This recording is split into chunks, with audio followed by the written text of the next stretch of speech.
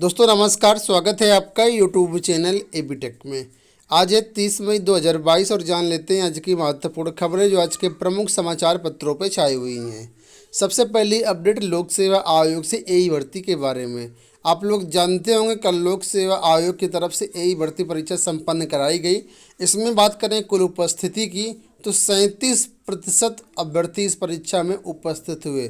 2021 में इस भर्ती का विज्ञापन जारी किया गया था और इसकी कल परीक्षा हुई है। ठीक है, और यहाँ पर देखिए अपडेट है कि इसमें जो सामान्य अध्ययन क्वेश्चन थे काफ़ी टफ आए थे, अभ्यर्थियों को इनको करने में काफ़ी परेशानी हुई। इस भर्ती परीक्षा के लिए जो परीक्षा केंद्र हैं वो कुल 198 परीक्षा केंद्र प्रयागराज, मेरठ, बरेली, गोरखपुर और लखनऊ में बनाए गए थे। सहायक अभियंता एई भर्ती के 281 पदों का विज्ञापन जारी किया गया था, जिसके अंतर्गत 92,729 अभ्यर्थियों ने परीक्षा पंजीकृत थे और 34,227 अभ्यर्थी परीक्षा में सम्मिलित हुए। और यहाँ पर देखिए लिखा है कि प्रथम प्रश्न पत्र 2 से 4:30 के बीच करवाया गया और दूसरी पाली में सामान्य अध्ययन व मुख्य विषय की परीक्षा हुई। दोनों प्रश्न पत्र 375 अंकों के थे और इसमें सामान्य अध्ययन में जो कुछ क्वेश्चन पूछे गए थे वो यहाँ पर आप लोग देख सकते हैं कैसे कैसे क्वेश्चन यहाँ पर आए थे। इसके अलावा कल इलाहाबाद विश्वविद्यालय की तरफ से संयुक्त शोध प्रवेश परीक्षा थी, यानी पीएचडी एंट्रेंस एग्जाम था। इसमें 80% अभ्यर्थियों ने परीक्षा दी। तो क्रेडिट 2021 के अंतर्गत पीएचडी में प्रवेश होगा। क्रेडिट 2021 रविवार को शहर में 6 केंद्रों पर आयोजन किया गया। लगभग 80% छात्र इसमें शामिल हुए। 5,151 में से 4,148 अभ्यर्थी परीक्षा में सम्मिलित हुए। 1,033 अभ्यर्थियों ने परीक्षा छोड़ दी। क्रेडिट परीक्षा में 50 प्रश्न बहुविकल्पी पूछे गए थे, जिसमें 25 विषय से और 25 प्रश्न शोध पद्धति से जुड़े थे। इसकी परीक्षा हुई कल और 80% यहाँ पर अटेंडेंस पाई गई। बढ़ते हम लोग अगली अपडेट की तरफ। यहाँ पर देखें राष्ट्रीय शिक्षा नीति को लेकर की अपडेट है कि LU यानी लखनऊ विश्वविद्यालय NEP लागू करने को 14 सदस्यीय समिति। राष्ट्रीय शिक्षा नीति 2020 को लागू करने वाला लखनऊ विश्वविद्यालय पहला संस्थान है। कुलपति प्रोफेसर आलोक कुमार राय ने NEP की प्रगति की समीक्षा के लिए समिति बना दी है।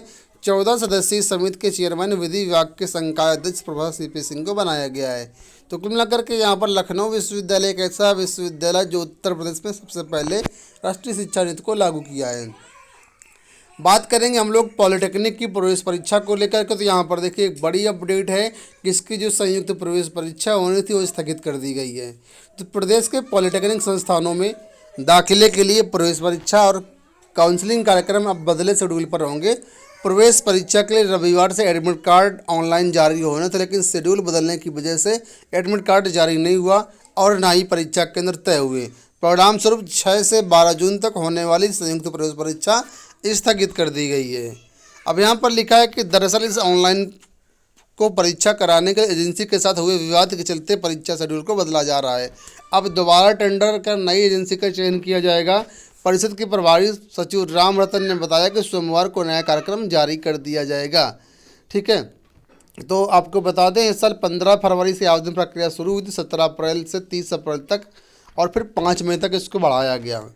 कुल मिलाकर के 2,67,000 अभ्यर्थियों ने इसमें आवेदन लिखा है प्राप्त किए गए हैं, जबकि पिछले साल 3 लाख से ज़्यादा आवेदन आए थे। तो यहाँ पर अब परीक्षा जो है स्थगित कर दी गई। नया परीक्षा कार्यक्रम सोमवार को जारी होने की उम्मीद है।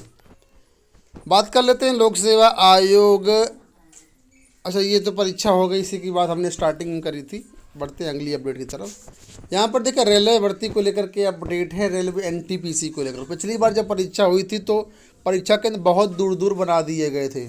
इस बार यहाँ पर सावधानी बरती जा रही है और कहा जा रहा है कि इस बार 500 किलोमीटर के दायरे में ही रहेंगे परीक्षा केंद्र। अगले माह की शुरुआत में NTPC लेवल 2, लेवल 3 और लेवल 5 के अभ्यर्थियों को मिल जाएगी परीक्षा केंद्र की जानकारी। ठीक है, तो लेवल 2, लेवल 3 और लेवल 5 के जो भी अभ्यर्थी इस बार परीक्षा देने जा रहे हैं उनको ज़्यादा लंबा सफ़र नहीं तय करना पड़ेगा। पिछली जब 9 मई को लेवल 4 और 6 की परीक्षा हुई थी तो बहुत ज़्यादा दूर दूर परीक्षा केंद्र बना दिए गए थे। इस बार इन सब चीज़ों का ध्यान रखा जाएगा। 500 किलोमीटर के दायरे में ही परीक्षा केंद्र बनाए जाएंगे। बात कर लेते हैं हम लोग असिस्टेंट प्रोफेसर भर्ती को लेकर के। तो लिखा है 2 विषयों के 271 चयनितों को कल आमंत्रित होंगे कॉलेज। ऑनलाइन काउंसलिंग में असिस्टेंट प्रोफेसर बीएड के 112, रसायन विज्ञान के 159 चयनित शामिल। तो कल इन दोनों विषयों के अभ्यर्थियों को कॉलेज आवंटन किया जाएगा। उच्च शिक्षा निदेशालय कॉलेज आवंटन के साथ चयनितों को ऑनलाइन नियुक्ति पत्र भी जारी किया जाएगा। अब तक बात करें तो 20 दिनों में 623 अभ्यर्थियों को आवंटन जो है कॉलेज मिल चुके हैं। अब इस बार जो प्रोसेस है काफ़ी फास्ट हो रहा है, जैसे रिजल्ट वहाँ से कंप्लीट होता है वैसे ही 4-6 दिन के अंदर जो है आपके कॉलेज भी आवंटित किए जा रहे हैं। बढ़ते हम लोग अगली अपडेट की तरफ। अगली महत्वपूर्ण अपडेट है ये है एक तरीके से ऑनलाइन ट्रांसफ़र को लेकर के। आप लोग जानते होंगे उत्तर प्रदेश को जो एडेड इंटर कॉलेज है, यहाँ पर टीजीटी पीजीटी अभ्यर्थियों की नियुक्ति होती है। पिछले कुछ वर्षों से ऑफलाइन ट्रांसफ़र को पूरी तरीके से बंद कर दिया गया है, ऑनलाइन ट्रांसफ़र भी नहीं हो पा रही हैं। तो इन्हीं सब मुद्दों को लेकर के दिनांक 1 जून 2022 को हजरतगंज लखनऊ में शिक्षा निदेशक कार्यालय माध्यमिक पर एक बड़ा धरना प्रदर्शन होने वाला है। उत्तर प्रदेश माध्यमिक शिक्षक संघ की अपील है यहाँ पर कि ज़्यादा से ज़्यादा अभ्यर्थी जो शिक्षक हैं इस धरना प्रदर्शन में जाएं और ऑनलाइन ट्रांसफ़र प्रक्रिया को तत्काल प्रारंभ करवाएं। यहाँ पर जो अपडेट है असिस्टेंट प्रोफेसर को ही लेकर के है। लिखा है कि प्रश्नों पर आपत्ति से 3 विषयों में चयन रुका, अभ्यर्थी चिंतित। असिस्टेंट प्रोफेसर भर्ती की लिखित परीक्षा में 3 विषयों के प्रश्नों पर अभ्यर्थियों ने आपत्तियां की थी। आपत्ति करने वालों ने इसके खिलाफ हाईकोर्ट में याचिका दायर की है। इसलिए हाईकोर्ट से फैसला होने तक एक विषय की यह चयन प्रक्रिया पूरी तरीके से ठप है, जबकि 2 विषयों में चयन आंशिक रूप से रोका गया है। यहाँ पर देखिए अपडेट है विज्ञापन संख्या 50 के तहत 47 विषयों में जो भर्ती आई थी, इसका जो रिजल्ट है वो 25 अप्रैल को जारी किया गया था। कई सारे अभ्यर्थियों ने यहाँ पर आपत्तियाँ की थी। तो विधि विषय में कई प्रश्नों पर आपत्ति करते हुए कुछ अभ्यर्थियों ने हाईकोर्ट में याचिका दायर कर दी थी। इस विषय का साक्षात्कार 4 से 7 मई तक होना था। इसमें 41 सीटों के सापेक्ष चयन होना है। फिलहाल इस प्रक्रिया को पूरी तरीके से रोक दिया गया हाईकोर्ट में मामला होने के कारण, ठीक है। और जब तक फैसला नहीं आ जाता तब तक ये मामला रुका रहेगा, मतलब इंटरव्यू वगैरह रुके रहेंगे। तो विधि विषय का साक्षात्कार 4 मई से 7 मई के बीच होना था, जो टाल दिया गया है। अंत में आधार कार्ड से जुड़ी एक और अपडेट है। लिखा है कि फोटोकॉपी साझा नहीं करने को कहा गया था सरकार की तरफ से, इसके बाद इस फैसले को वापस ले लिया गया। देखा सरकार ने भारतीय विशिष्ट पहचान प्राधिकरण के उस परामर्श को वापस ले लिया जिसमें आम जनता को किसी संगठन के साथ अपने आधार कार्ड की फ़ोटोकॉपी साझा करने को लेकर के आगाह किया गया था। इलेक्ट्रॉनिक्स एवं सूचना प्रौद्योगिकी मंत्रालय ने एक बयान में कहा था कि वो आधार कार्ड की फ़ोटोकॉपी साझा नहीं करने के परामर्श वाली प्रेस विज्ञप्ति को वापस ले रहा है, क्योंकि इसकी गलत व्याख्या हो सकती है।